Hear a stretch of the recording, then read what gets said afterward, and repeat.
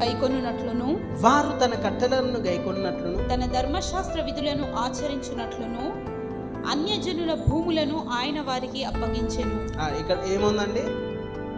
ఏమంటున్నాడు దేవుడు? వారు తమ కట్టడలను గైకొనున్నట్లును.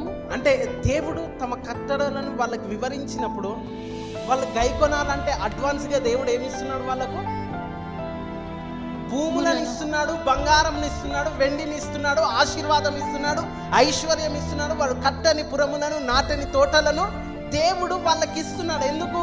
తన కట్టడలను గైకొనున్నట్లుగా అన్యుల భూములను దేవుడు ఇశ్రాయేలీయులకు, అంటే తగ్గిపోయే మహిమలో ఉన్న వీళ్లకు దేవుడు ఏం చేస్తున్నాడండి?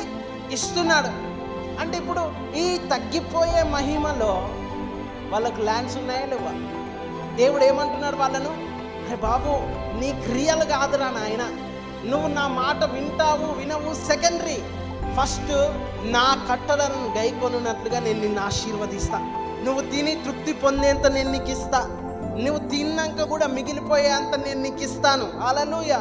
అంటే నువ్వు కష్టపడనక్కర్లేదు, నువ్వు కష్టపడనిది, నువ్వు నాటనిది, నువ్వు విత్తనిది నేను నీకు ఇస్తాను. హల్లెలూయా.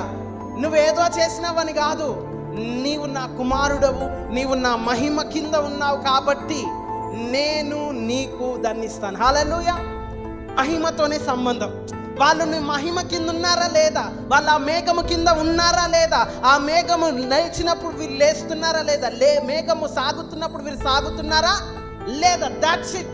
నువ్వు ముందుగానే బంగారం ఇస్తున్నా, ముందుగానే వెండి ఇస్తున్నాను, ముందుగానే నీకు తోటలను ఇస్తున్నాను, నీకు ఆశీర్వాదము ద్రాక్ష గెలలను ఇస్తున్నాను. దేనికి? నా కట్టడలను, నా వాక్యమును గైకొనున్నట్లు. హల్లెలూయా. దేవుడు మీకు అటు కృపనిచ్చునుగాక. దేవుడు కూడా మిమ్మల్ని కూడా దేవుడు తన కట్టడలను గైకొనున్నట్లుగా మిమ్మల్ని ఆశీర్వదించునుగాక. హల్లెలూయా.